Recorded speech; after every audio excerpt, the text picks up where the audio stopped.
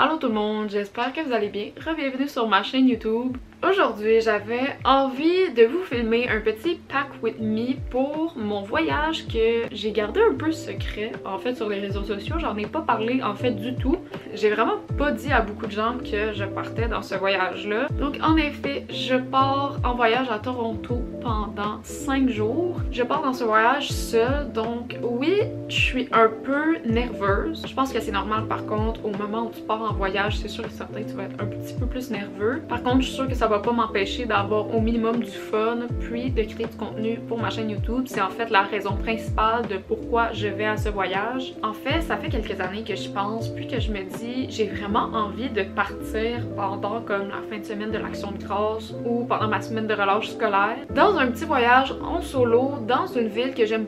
Je suis déjà allée à Toronto il y a environ 4 ou 5 ans, puis j'avais vraiment aimé l'expérience. À part du fait qu'il faisait comme moins 20 parce que je suis allée en janvier et j'ai pas tant trippé sur la température. Par contre, la ville en tant que telle était vraiment nice. Puis de base, la saison d'automne, c'est littéralement ma saison préférée. Fait que je me suis dit, s'il y a un moment propice pour que j'y aille, c'est live. Et c'est ça, je pars dans ce voyage-là pour créer du contenu pour mes plateformes, que ce soit TikTok, YouTube et Instagram. J'ai choisi Toronto parce que au départ, je voulais aller à New York. Je me suis dit, voyager, temps de COVID, on dirait que j'étais comme pas sûre. Je me suis dit que j'y allais vraiment dans une valeur sûre en restant dans mon pays. Là, je vous ai déjà parlé un peu du voyage, mais avant vraiment de commencer à pacter ma valise, j'ai envie de vous parler d'un changement quand même que j'ai fait dans mes vidéos, que vous allez peut-être le voir à travers la qualité. J'ai récemment fait une dépense quand même bien réfléchie, ça fait vraiment longtemps que je pense, et je me suis procuré la licence de Adobe Premiere Pro. En fait, c'est un abonnement que tu payes par mois, c'est un certain montant, puis ça te permet d'éditer des vidéos avec le logiciel. Quand j'ai commencé sur YouTube, je suis juste allée avec un logiciel gratuit que j'ai trouvé sur internet ou whatever it is. Je voulais juste faire des vidéos, être capable de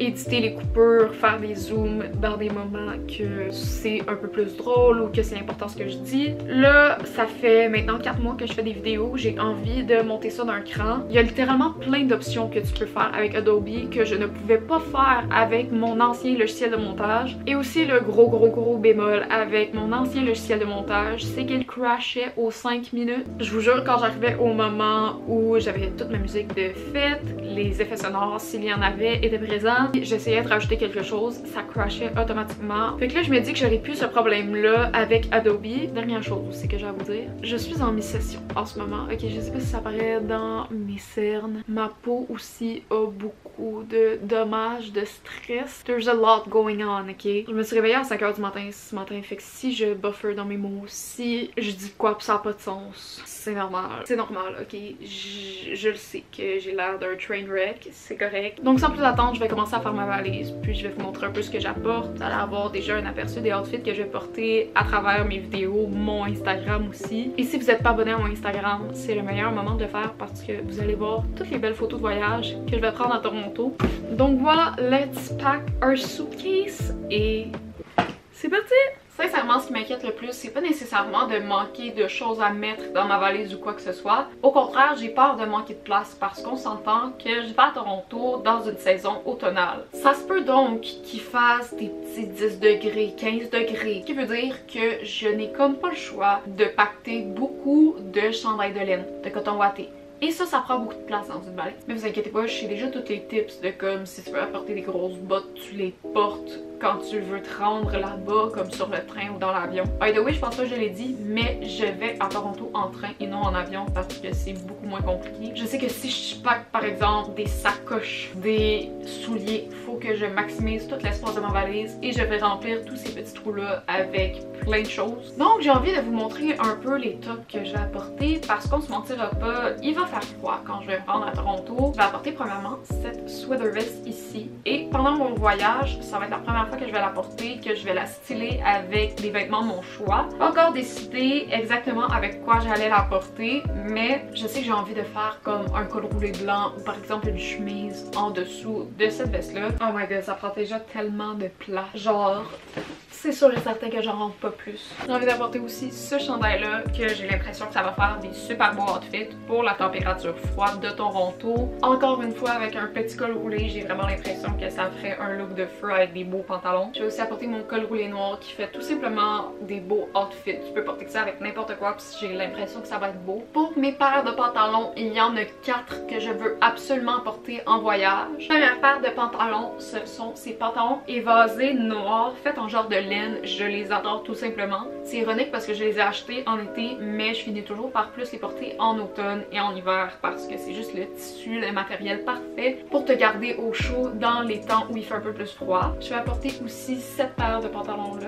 qui vient du Aridia. J'avais essayé en fait pour une vidéo TikTok, puis je m'attendais pas du tout à les garder. Finalement, c'est rendu une de mes paires de pantalons préférées. Ma seule peur avec ces pantalons là, c'est de les rouler dans ma valise. J'ai vraiment peur qu'ils feraient à force d'être pliés tout serrés comme ça. Fait que ce que je vais faire, je vais les plier de manière conventionnelle, puis je vais juste les mettre dans ce genre de fente que j'ai ici. Je vais aussi apporter cette paire de jeans là qui vient aussi du Aridia, mais c'est une paire de Levi's. Dernière paire de pantalons que je vais apporter pour ce voyage, c'est cette paire de pantalons wide leg que j'ai acheté au Zara. How cool! J'ai littéralement mis 5 choses dans ma valise et c'est déjà presque plein. Donc pour ce voyage là, on s'entend que j'aurai pas besoin de full de souliers, donc je vais juste apporter 2 paires. Je vais apporter mes Air Force One blancs et mes Doc Martens. Mes Doc Martens, je vais les mettre dans ma valise. Vous vous rappelez quand je disais de vraiment maximiser tous les espaces de sa valise, et bien quand c'est bas, on les met dans le trou, puis ça fait un peu moins d'espace comblé par ma valise. Pour ce voyage, vu que je vais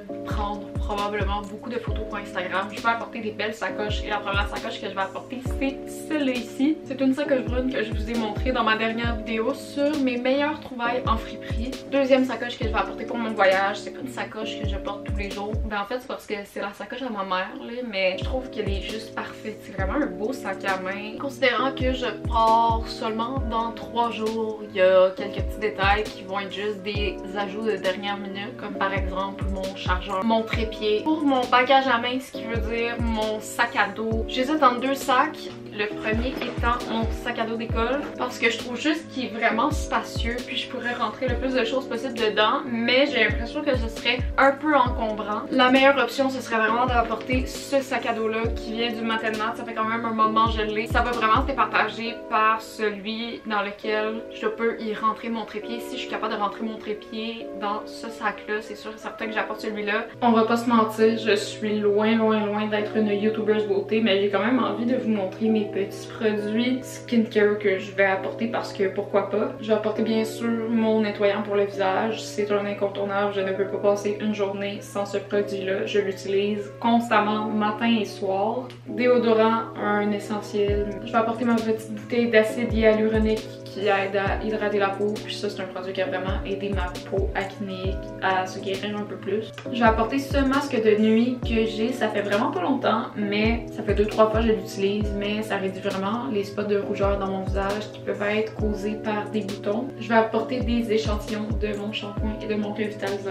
On a tendance à oublier, mais c'est vraiment important d'apporter au moins une collation que vous allez pouvoir manger au courant de votre trajet, que ce soit en avion ou en train, parce que pour vrai, si tu passes 6 heures dans un avion ou dans un train puis que tu n'as pas nécessairement de collation avec toi, c'est plate à dire, mais le trajet va être long. Surtout si tu veux pas payer pour la nourriture d'avion ou de train. Mais moi, mon go-to, c'est vraiment les amandes. C'est mon type préféré de noix. Puis t'as juste à te prendre un petit pot d'amandes, là, vraiment minime. T'as pas besoin de t'apporter le sac au complet. Ça peut te remplir, ça peut vraiment te boucher un trou, en fait, pendant un moment où t'as vraiment faim et tu sais pas quoi manger. Là, en ce moment, j'en ai pas. Je vais probablement aller en acheter envers mon voyage, mais aussi apporter des fruits séchés parce que je pense qu'avec tout ce qui est douane, surtout si vous partez dans un voyage à l'étranger, tu sais, moi je reste au Canada, c'est plus facile, mais si vous partez à l'étranger par exemple, puis vous voulez vous apporter des petits snacks, des fruits séchés, c'est vraiment une belle option pour vous. Moi personnellement pour mon voyage, je vais aller m'acheter des abricots ou des canneberges séchés. Sinon des dattes aussi, ça pourrait être une bonne idée puisque c'est comme un fruit sec.